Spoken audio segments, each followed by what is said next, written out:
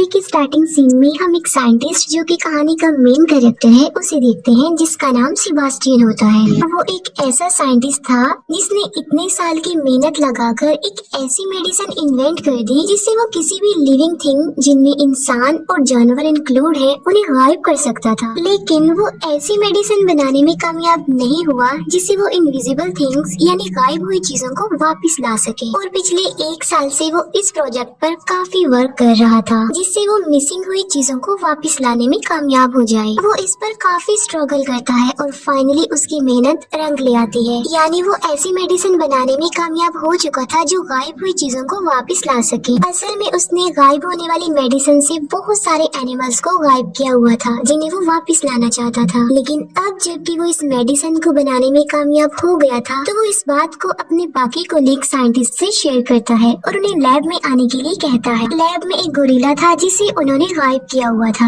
वो लोग उसे काफी मेहनत लगाकर पहले तो बेहोश करते हैं और बाद में उसे बेड पर लेटाकर उसके हाथ पांव बांध दिए जाते हैं और वो उसमें वो मेडिसिन इंजेक्ट करते हैं जो कि सेबास्टियन ने बनाई थी गायब हुई चीजों को वापस लाने के लिए। और जब वो उसके अंदर वो मेडिसिन इंजेक्ट करते हैं तब उसे काफी डिफिकल्टी का सामना करना पड़ता है क्योंकि उसकी हार्ट बीट बढ़ जाती है और उस गोरिल्ला की हालत देखकर ऐसा लग रहा था कि अब वो नहीं बच पाएगा। लेकिन वो उसको बचाने की काफी कोशिश करते हैं, उसकी हार्ट को शॉक देती है जिससे इस गोरिल्ला की हार्ट बीट नॉर्मल होने लगती है और आहिस्ता आहिस्ता उसकी सारी बॉडी स्टेबल हो रही थी और गोरिल्ला पूरी तरह अपनी बॉडी में वापस आ जाता है। अब क्योंकि वो ऐसा करने में कामयाब हो जाते हैं तो वो सब काफी खुश हो जाते हैं क्योंकि उनकी इन्वेंट, उनके एक्सपेरिमेंट्स कामयाब जो हो गए थे। फिर यहाँ पर हमें ये पता चलता है कि सारे एक्सपेरिमेंट्स मिलिट्री के लिए हो रहे थे और उन लोगों की मिलिट्री के साथ एक मीटिंग होती है जिसमें सेबास्टियन ये झूठ बोल देता है कि अभी तक उसने कोई सक्सेस हासिल नहीं की है और वो कामयाब होने के लिए और मजीद टाइम मांगता है। तब मिलिट्री उसे कहती है कि तुम तो पहले ही बहुत टाइम ले चुके हो और अगर तुमने जल्दी से कोई रिजल्ट नहीं दिया तो हम तुम्हारे रिप्लेसमेंट में किसी और को ले आएंगे। और जब वो लोग बाहर आते हैं तब सेबास्टियन के साथी जिसमें लड़की का नाम लिंडा और लड़के का नाम मैथ्यू होता है वो उससे पूछते हैं कि तुमने मीटिंग में झूठ क्यों बोला कि तुमने सक्सेस हासिल नहीं की जबकि तुम तो सक्सेस हासिल कर चुके हो।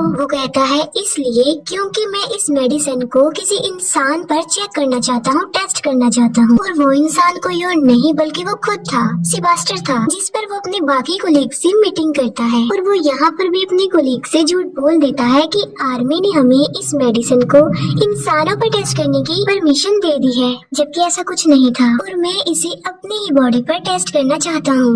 और लिंडा और मैथ्यू भी उसका इस बात पर साथ देते हैं, हालांकि ये झूठ होता है, ऐसा कुछ नहीं होता। सेबास्टियन अपनी बॉडी में गायब होने वाली मेडिसिन इंजेक्ट करवाता है जिसकी वजह से उसे काफी पेन होती है और आखिरकार वो गायब हो जाता है। लेकिन वो साथ साथ बेहोश भी हो जाता है और उसे वापस होश में आते आते तकरीबन 17 घंटे लग जाते हैं। और जब वो होश में आता है तब वो लाइट को बेयर नहीं कर पा रहा था और वो लाइट ऑफ करने के लिए कहता है। तब सारी लाइट्स सेबास्टियन अब कम्प्लीटली गायब हो चुका था और उसकी बॉडी का टेस्ट किया जाता है, यानी उसकी बॉडी का चेकअप होता है जिसपे पता चलता है कि उसकी बॉडी बिल्कुल नॉर्मल है। आसपास जितनी भी गर्ल्स होती हैं वो खुद को सेफ महसूस नहीं कर रही थी बल्कि वो अनकंफर्टेबल फील कर रही थी क्योंकि उन्हें अपने आसपास सेबास्टियन की प्रेजेंस का एहसास हो रहा था। 3 दिन गुजर चुके थे और अब सेबास्टियन को विजिबल करने यानी वापस उसे उसकी बॉडी में लाने का टाइम हो चुका था और वो उसमें वो मेडिसिन इंजेक्ट करते हैं जिसे वापस लाया जा सकता हो। तब फिर से सेबास्टियन को पेन होती है और मुसीबत की बात ये होती है कि वो विजिबल भी नहीं हो पाता और उसकी हालत काफी नाजुक हो जाती है। वो अपनी मौत के बहुत करीब होता है।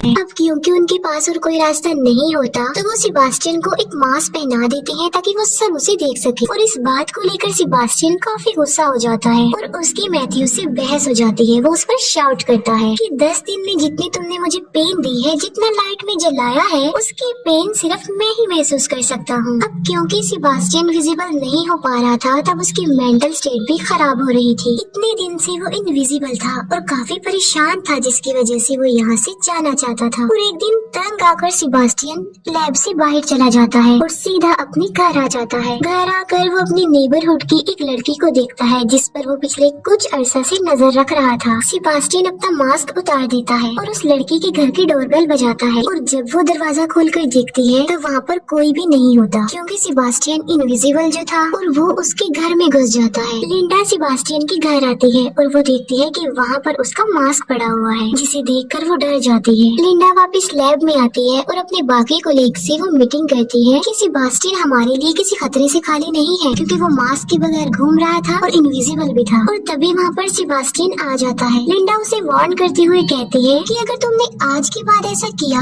तो वो मिलिट्री को तुम्हारी शिकायत कर देगी। तब सेबास्टियन लिंडा की इस बात पर एग्री हो जाता है, लेकिन अभी भी सबके दिल में डर था क्योंकि सेबास्टियन दिमागी तौर पर काफी अजीब था और वो ये हर वक्त सेबास्टियन पर नजर रखेंगे। हालांकि सेबास्टियन इनविजिबल होता है लेकिन उस लैब में एक ऐसा कैमरा था जो उसे इनविजिबल होने के बावजूद भी देख सकता था और इस बात का सेबास्टियन को भी पता था कि उस पर नजर रखी जा रही है जिसकी वजह से अब वो इस लैब से बाहर नहीं जा सकता और इसीलिए वो कैमरा की सेटिंग को खराब करके पिछली कोई रिकॉर्डिंग प्ले कर देता है जिससे सबको ये लगे कि वो अभी भी लैब में है और ऐसा करके वो लैब से बाहर चला जाता है और वो सीधा लिंडा के घर जाता है और वहाँ जाके उसे पता चलता है कि लिंडा और मैथ्यू रिलेशनशिप में है जिस पर उसे काफी गुस्सा आता है क्योंकि वो लिंडा को लाइक करता था और गुस्से में आकर वो उसके घर की विंडो का ग्लास तोड़ देता है और लिंडा जब बाहर देखती है तब वहाँ पर कोई नहीं होता। तब उसे डाउट होता है कि कहीं ये सेबास्टियन तो नहीं है और ये बात कंफर्म करने के लिए वो लैब में कॉल करती है और लैब में जो आदमी होता है वो लिंडा को बताता है कि सेबास्टियन यहीं पर है क्योंकि अभी भी वहाँ पर वो पुरानी वीडियो फुटेज चल रही थी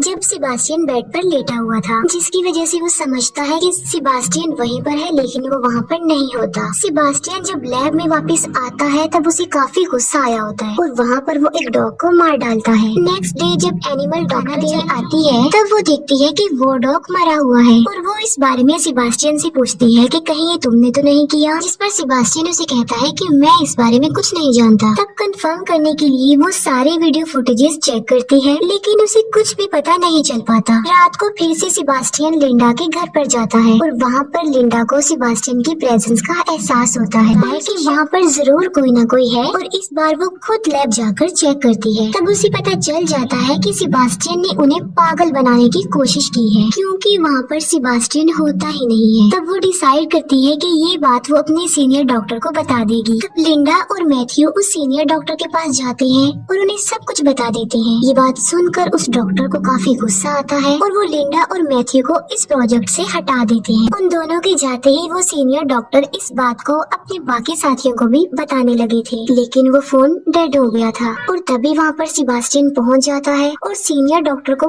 पानी में डुबोकर मार डालता है। नेक्स्ट मॉर्निंग सेबास्टियन वापस लैब में आ जाता है। लिंडा और मैथ्यू उस सीनियर डॉक्टर की कॉल का वेट कर रही थी क्योंकि आज उनकी मीटिंग थी। अब क्योंकि वो सीनियर डॉक्टर मर चुका था तो उसकी कोई भी कॉल नहीं आती। तब चेक करने के लिए लिंडा उस डॉक्टर के घर पर कॉल करती है। तब उसे पता चलता है कि डॉक्टर की पानी में डूबने की वजह से डेथ हो गई है। तब लिंडा डिसाइड करती है कि वो इस प्रोजेक्ट के बारे में सबको बता देगी क्योंकि सेबास्टियन की रियलिटी यानी कि वो इनविजिबल है ये सिर्फ वही लोग जानते थे जो लैब में थे, बाकी और किसी को भी इस बारे में कुछ नहीं पता था। और जब वो कॉल मिलाती है तब उसका फोन भी डेड हो चुका था और तब वो वहाँ से बाहर निकलने की कोशिश करते हैं लेकिन कोई भी डोर ओपन नहीं हो रहा था क्योंकि सेबास्टियन ने सब डोर्स के कोड इनएक्टिव कर दिए थे और वहाँ पर सिर्फ सेबास्टियन का कोड ही एक्टिवेट हो रहा था। वो लोग डिसाइड करते हैं कि कुछ भी हो जाए वो सेबास्टियन को पकड़ के ही रहेंगे क्योंकि अभी भी वो उसी लैब में ही था। उनमें से एक लड़की जिसका लैब में कुछ रह गया था और जब वो वापस उसे लेने जाती है तब सेबास्टियन उसे मार डालता है। उन लोगों को पता चल चुका था कि सेबास्टियन उन्हें एक एक करके मार डालेगा क्योंकि वो नहीं चाहता था कि किसी को भी उसकी रियलिटी पता चले कि वो इनविजिबल है। लैब में एक ट्रेसर की हेल्प लेकर वो सेबास्टियन की लोकेशन ढूंढ लेते हैं और वहाँ पर उसे पकड़ने के लिए दो लोग जाते हैं। एक तो मैथ्यू होता है और दूसरा उसका फ्रेंड होता है। वहाँ पर सेबास्टियन मैथ्यू के फ्रेंड को इंजर्ड कर देता है। मैथ्यू सेबास्टियन पर फायरिंग भी करता है लेकिन उसे कुछ भी नहीं होता और वहाँ पर उसके शैडोज नजर आने लगते हैं और वो वहाँ से भाग जाता है। मैथ्यू के फ्रेंड का काफी खून बह चुका था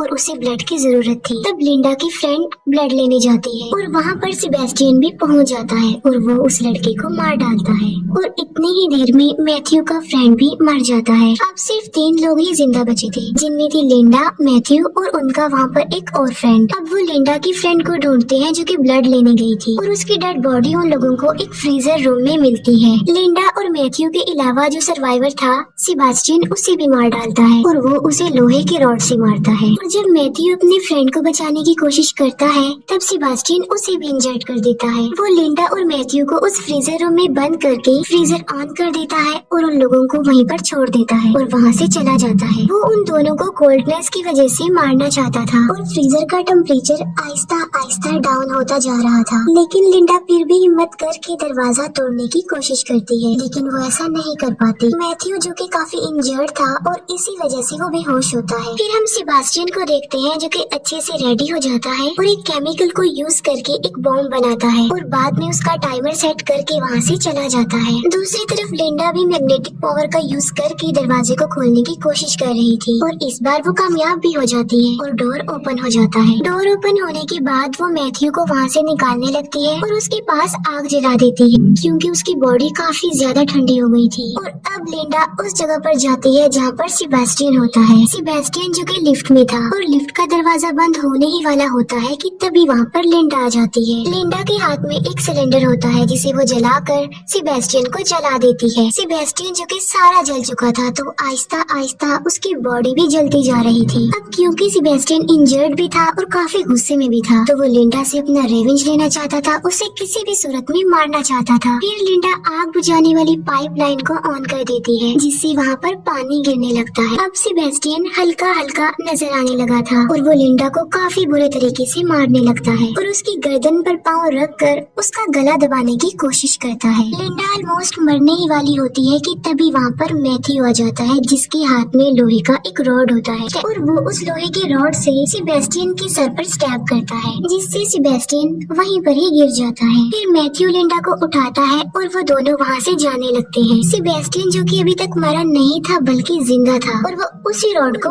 उस रॉड से मैथ्यू को मारने ही वाला होता है कि मैथ्यू को पता चल जाता है। तब मैथ्यू सेबेस्टियन को धक्का दे देता है और वो रॉड इलेक्ट्रिक वायर से टकरा जाता है और करंट सेबेस्टियन की पूरी बॉडी में फैल जाता है जिसकी वजह से सेबेस्टियन वहीं पर गिरकर बेहोश हो जाता है। फिर लिंडा और मैथ्यू उस जगह पर जाते हैं जहाँ पर सेबेस्टियन ने वो बॉम्ब सेटअप किया हुआ था।